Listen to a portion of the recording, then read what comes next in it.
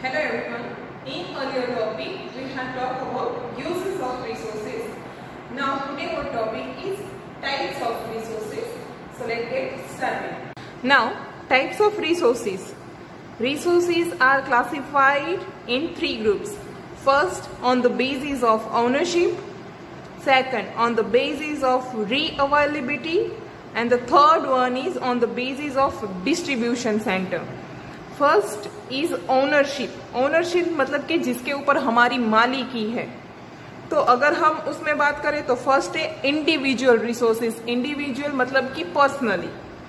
तो उसमें क्या आता है कि ओन बाय एन इंडिविजुअल और अ फैमिली. जैसे कि आपका कोई पर्सनल कोई आपकी चीज हो या तो आपके फैमिली की हो. फॉर एग्जाम्पल लैंड है या तो बिल्डिंग है, हाउसेस है, etcetera. In ownership. Second is national resources मतलब कि जो पूरा नेशन का है. तो उसमें क्या आता है ओन बाय कंट्री और रीजन. जैसे कि कोई भी एक पूरे इंडिया की बात करें तो वो पूरे देश का हो या तो सबके लिए हो, पूरे एक रीजन के लिए हो. उसके एग्जांपल में क्या आएगा, जैसे कि आर्मी है तो वो क्या आएगा कि वो पूरे इंडिया के लिए है, हमारा या किसी और का या पूरे एक अलग स्टेट का ऐसे नहीं होगा. वो क्या होगा, पूरे देश के लिए होगा. और जो इंटरनेशनल ट्रेड है तो वो भी किस में आएगा, नेशनल रिसोर्सेज के अंदर हम ऐड करेंगे. Third one is global resources. Global resources मतलब कि जो पूरे वैश्विक तौर पे जिसका हम यूज कर सके. ऑल फिजिकल और non physical resource which are used for human welfare. For example resources of common ownership of all nation of the world. अभी जैसे कि पूरे देश की हम बात करें तो ऐसी चीजें कि जो ह्यूमन के यूजेस में हो सके, वो सिर्फ पर्सनली किसी के लिए नहीं पर पूरे देश के लिए यूज हो सके, तो हम उसके ऊपर सबका हक हो वो रिसोर्सेज के ऊपर, तो हम उसको क्या कहते हैं, global resources. Okay, now second is on the basis of reavailability. Reavailability मतलब कि जो रिन्यूएबल रिसोर्सेज है, जैसे कि फॉसिल फ्यूल्स हैं तो क्या कहते हैं हम जमीन के अंदर से जितना भी फ्यूल है मतलब कि पेट्रोलियम प्रोडक्ट्स है वो निकालते हैं, बायोमास से वो निकालते हैं, एनर्जी मतलब कि विंड एनर्जी का यूज करते हैं, सन एनर्जी का यूज करते हैं, वाटर एनर्जी का यूज करते हैं. तो वो सारी क्या है, रिन्यूएबल रिसोर्सेज है कि जिसका हम बार बार यूज कर सकते हैं.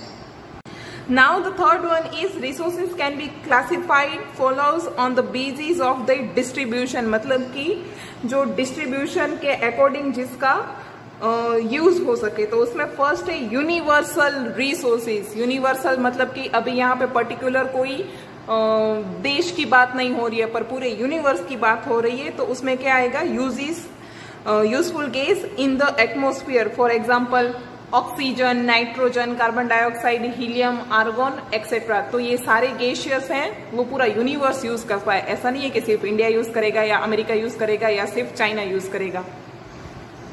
Second is generally available resources मतलब कि जो इजीली अवेलेबल हो जाता है. For example land, soil, water and pasture land. Pasture land मतलब कि गोचर वाली जगह. Third one is rare resources. Those available at limited places. ऐसे रिसोर्सेज हैं ये जो लिमिटेड पोर्शन में हैं, जिसको बनने के लिए मिलियन ईयर लगते हैं. For example minerals like coal, petroleum, copper, gold, uranium etcetera. आज हम जिस तरीके से पूरा चीज को निकाल रहे हैं, मिनरल्स को निकाल रहे हैं लैंड में से, तो ये पूरी चीज को फिर से बनने में मिलियन ईयर लग जाएंगे. तो ये एक रेयर रिसोर्सेज है. Now fourth one is solitary resources. Minerals available only at once or two place in the world. मतलब कि ये बहुत ही ज्यादा नायाब चीज है कि जो पूरे वर्ल्ड में सिर्फ दो जगह से ही मिलती है. क्रायोलाइट है. Cryolite which is available only in Greenland. कि ये जो क्रायोलाइट हमें मिलता है वो पूरे वर्ल्ड में से सिर्फ हमें ग्रीनलैंड में से ही मिलता है. See, now on the basis of resources there are two types. First is renewable resources and the second one is non-renewable resources. As you know, renewable resources मतलब कि ऐसे रिसोर्स जो हमें वापस मिल सके. A resource which can be replenished or reused. It means it will never run out.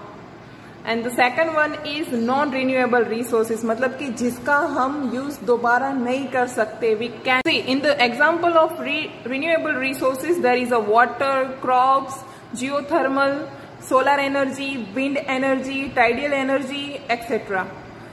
And in non-renewable resources there is a coal, petroleum, natural gas, etc. all include in non-renewable resource.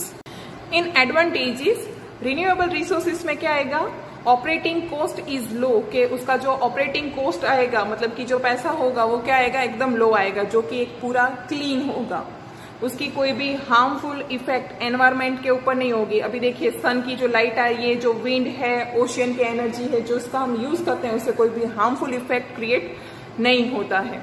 This resources have low carbon emission and therefore are considered to be more environmental friendly. अभी जितने भी renewable resources है उसके अंदर carbon का जो emissions है तो वो क्या हो जाएगा, बहुत ही कम हो जाएगा. इसके लिए एनवायरमेंट के ऊपर जो इफेक्ट रहेगा वो क्या हो जाएगा, कम हो जाएगा. पर अगर हम सामने नॉन रिन्यूएबल रिसोर्सेज की बात करें तो बहुत ही चीप है.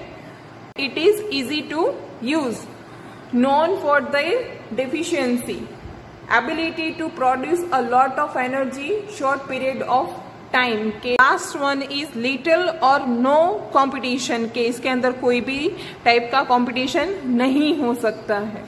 Thank you.